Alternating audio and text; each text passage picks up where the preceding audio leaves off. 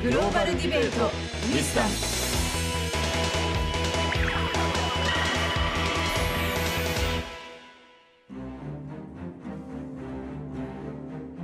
In January, natural gas complex in Algeria was attacked by Islamic militants. Employees from some 10 countries or so were taken hostage. Japan and the UK appealed to the Algerian government right after the attack that human lives should be given utmost priority. Despite the appeals, the Algerian military raided the complex as a rescue operation. At least 39 of the hostages lost their lives. Without the raid by the special forces, the casualty would have been even larger. So.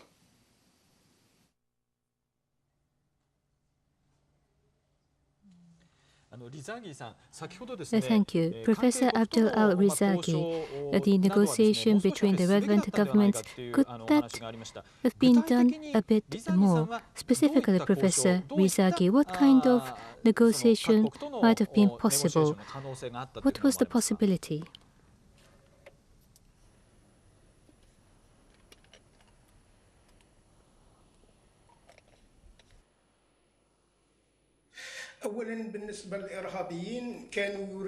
First of all, about the terrorists, they were buying time. On top of that, they were planting landmines. Therefore, there was no room for negotiation at that time. There was no way, I think, to save the hostages. بهدف الاستشهاد بين قوسين لأن هؤلاء الإرهابيين كان همهم الوحيد هو أنه يقدموا عملية استعراضية تثبت بأن تدخل فرنسا في مالي خاطئ. They had to be dealt with, and military intervention into Mali, it was to be made known. That was the objective of the terrorist attack. US planes probably could not have worked. US intervention probably did not work. US hostages in Iran, they were engaged in negotiations in the past. Sometimes negotiation did work in the past.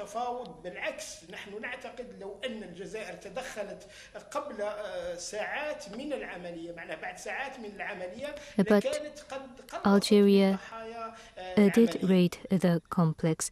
If the raid had been earlier, more hostages might have been saved.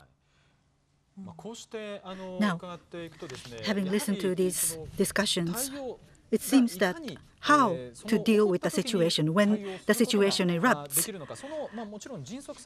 You need speed to protect people's lives. But let us think about this a little bit more.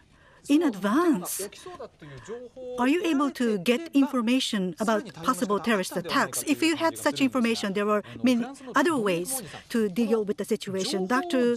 Moisy from France, getting information in advance, what are the possibilities of getting such information in advance? Well, the key to fighting terrorism is intelligence. Once terrorists have attacked, it's in a way too late. But in this case, nearly everybody was taken by surprise. In the past, terrorists had not attacked gas facilities, oil facilities. They had concentrated on military bases, on cities. And I think this was one of the key difficulties. Now, if I may, I think there is a major difference between the Iranian hostage crisis and this tragic incident in Algeria.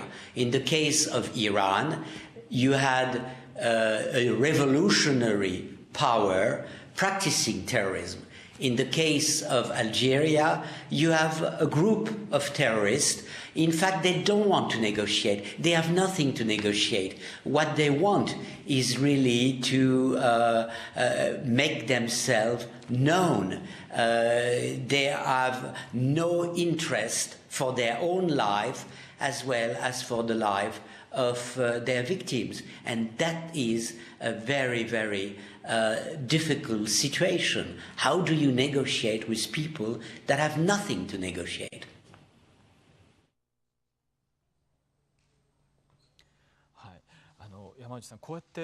Professor Yamauchi, having listened to this discussion, it seems that countries, in the face of this kind of an incident, it is very difficult for countries to respond to such a situation. Dialogue or negotiation, these terms are oftentimes used. Basically, negotiation and dialogue have to be based on certain rules. For example, between countries, same rules, if they are shared, you can have dialogue or negotiation. But if you're dealing with terrorists, in this case, these are very large-sized groups, very egregious, violent terrorists. There are no rules to be shared. So therefore, when you are to use the word negotiation, you have to be very cautious. When you enter into negotiation, you have to think about their psychology. And people who are coming from a totally different world, how do you understand them? Well, experts who are able to analyze that, are there any such experts in Japan or in the West? You have to understand their psychology as well as their knowledge and their culture. You have to be able to analyze all of this information. So it's not just a simple matter to try to persuade the other party when you are negotiating. We're not on the same level as they are. That is something that we have to understand first of all. So you have to have these capabilities. These capabilities must be owned by countries, but at the same time, as Dr. Moisey said, corporations would also have to be equipped with such capabilities. So from here on, we would like to talk about companies and businesses. Now, let us go to JETRO, Nigeria, Lagos office. We would like to ask Mr. Hiroki to join us in this discussion. Mr. Hiroki, thank you for joining us. Hello. Not just in Algeria, but in Nigeria, private sector foreign companies have been targeted in certain terrorist attacks.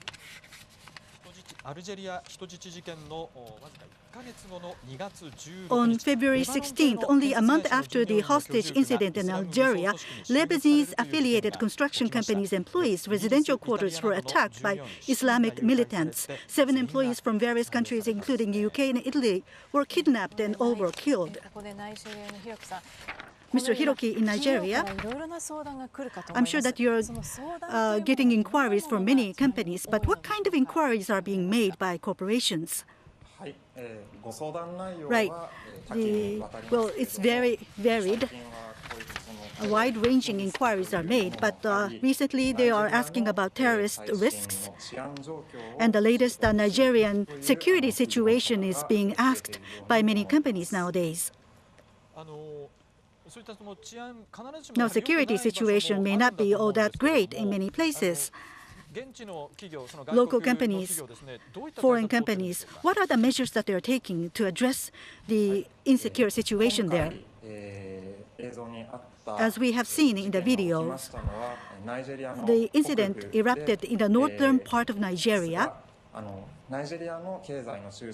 The center of Nigeria's economy is in Lagos, which is in the southwestern part.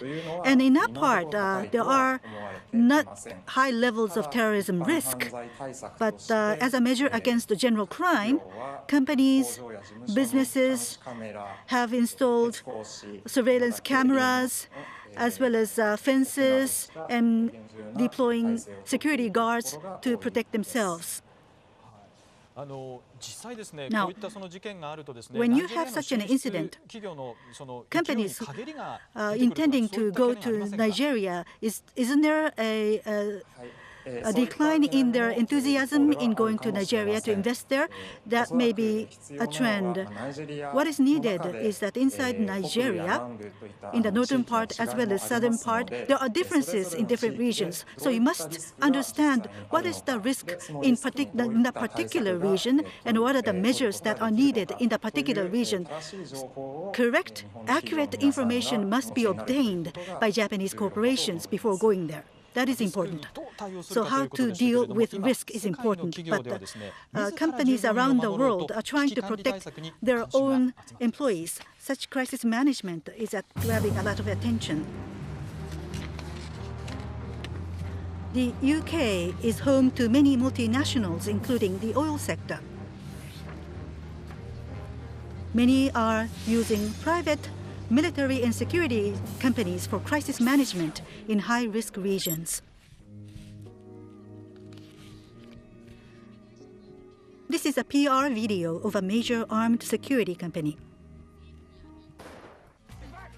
The company trains armed security personnel who undergo special counterterrorism training programs to serve governments and private companies around the world.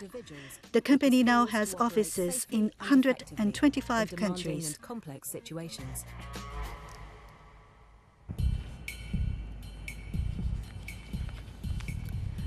This is a training facility of a security company about 3 hours by car from London. How to protect company employees when attacked by terrorists. Security personnel undergo tough training comparable to a live combat. Well, ideally, if you go like this, even if it should explode, the bullet will hit the other guy. This is how you should take away the gun and aim at the head. Okay, but you got to go in with conviction, okay? The trainer has rich experience, having worked in the UK military special forces, as well as a security guard of the British royal household. Many of the trainees themselves are former military personnel or policemen. After 3 weeks of rigorous training, most are dispatched to companies operating in high-risk areas such as Iraq and Afghanistan.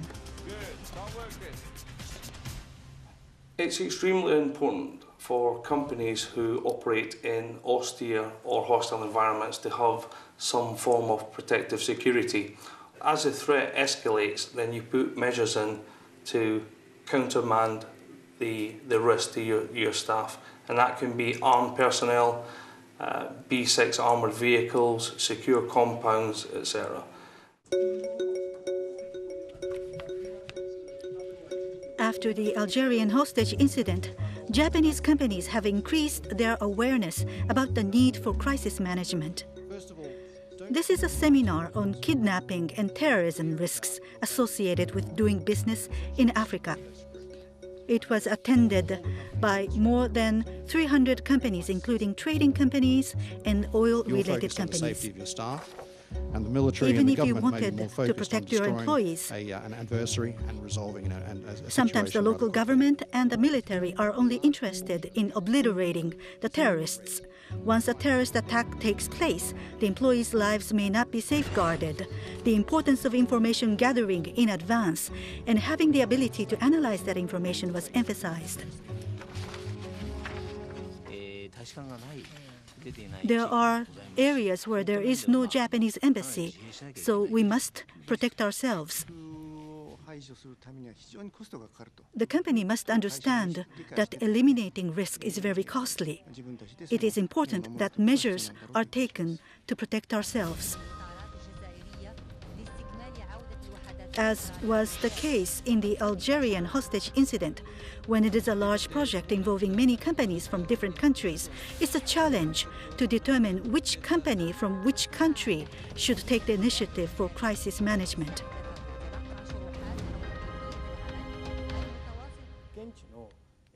There is obviously the influence of the local government. And on the other hand, when Western oil companies are the prime contractor, then it is difficult for us to take the initiative in security management.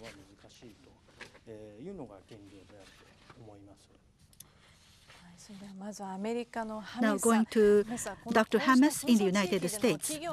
Companies' crisis management in conflict areas is your area of expertise. Private companies contracting with these private security companies to protect the facility, is this now more common nowadays?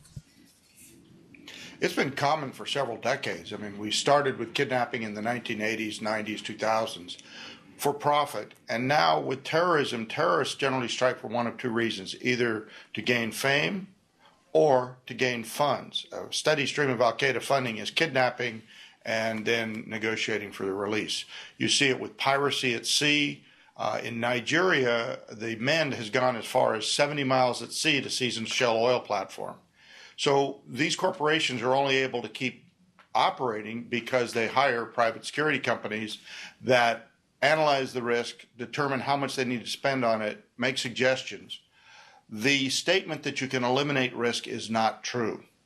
There will always be risk, just like you can't eliminate risk in driving to work in Japan. There may be a possibility of an accident. But the companies do their best. It is up to companies and the company extracting the materials to try to coordinate with the host nation government. Very often the host nation government simply lacks the resources to protect the companies. The companies have to take that as part of doing business. Now, Mr. Marks, you had your hand up. In the VTR clip, UK private security company was introduced in the VTR clip. But Mr. Marks, what is your view? Well, it's certainly true that in the UK it's become a global hub for private security companies, and in many cases it works, both in providing the necessary information and also the kind of boots on the ground operatives that you saw. But there are real limits to this for corporations. If you look at the case of Algeria, it's pretty clear that even after the Inaminas incident, that the Algerian government itself is only going to allow private security companies in to a very limited extent. Possibly one of the policy issues that could be pushed forward is that for governments who've become very concerned like this, thinking of Japan, thinking of the United Kingdom, actually at a bilateral level to try and say we do need some more private security. But it's not in all countries going to be a panacea. And although, as Dr. Hams said, it's very necessary to protect people where kidnapping for ransom, for example, becomes a big business like Nigeria, and indeed in the Algerian desert situation. Private security companies themselves can add to the problems. Look at the mess and the difficult situations that happened in Iraq.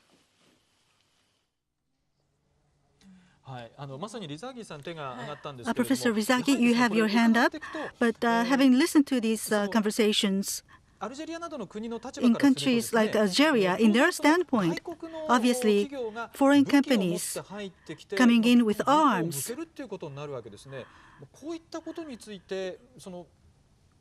and pointing guns at terrorists. How is this being looked at in Algeria?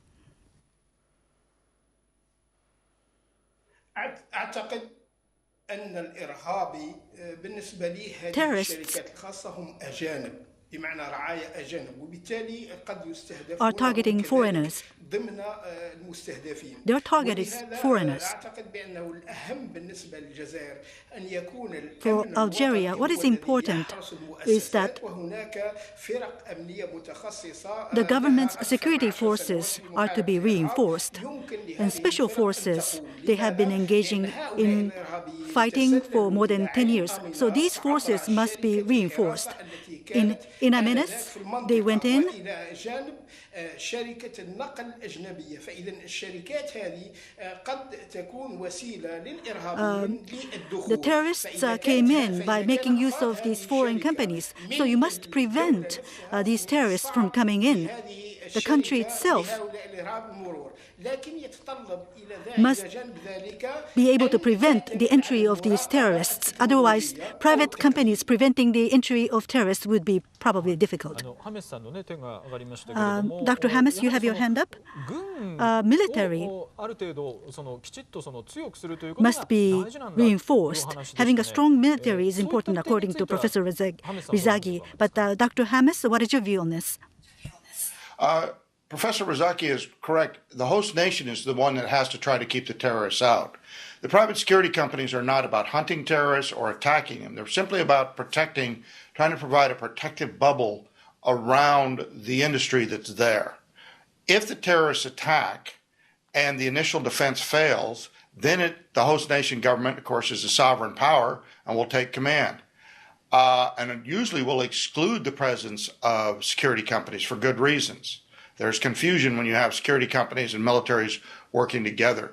In areas where there are no militaries, for instance, in the piracy off Somalia, very often it was pirates seizing ships and then private negotiators negotiating with the pirates to buy them back.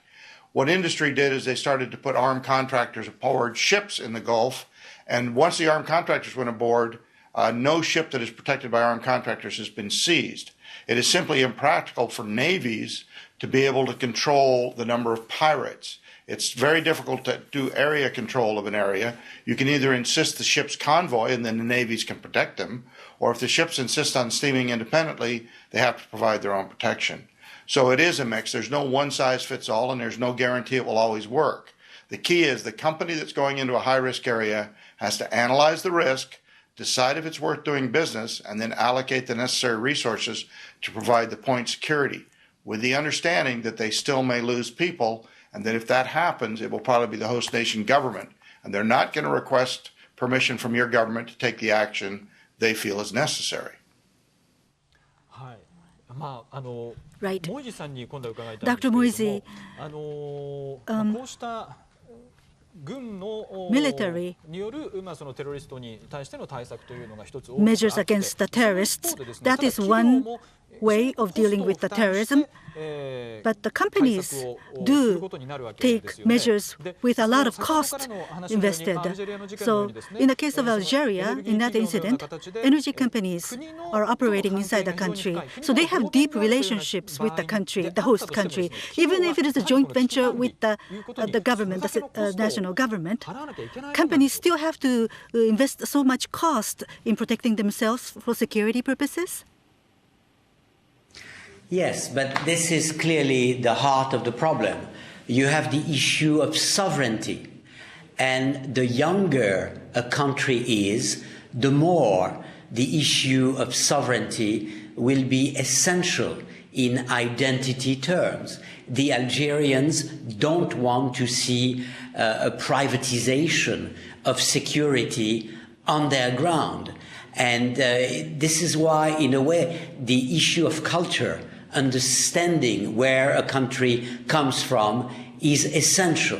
And of course, in the case of Algeria, this is not a failed state. This is a strong state with a military regime that is very centralized. In fact, it was more compared with Russia, if not the Soviet Union, in the terms of the rapidity, if not brutality, of the intervention that followed. And this is a very different situation from where there is a failed state or no state, where privatization of security is indispensable because there's nothing else. So you have to, in a way, look at each situation, which will be different. Professor Yamauchi, we heard the term sovereignty. So companies are now globalized, and terrorism is also globalized. But nation states are bound by national borders, right? Normally,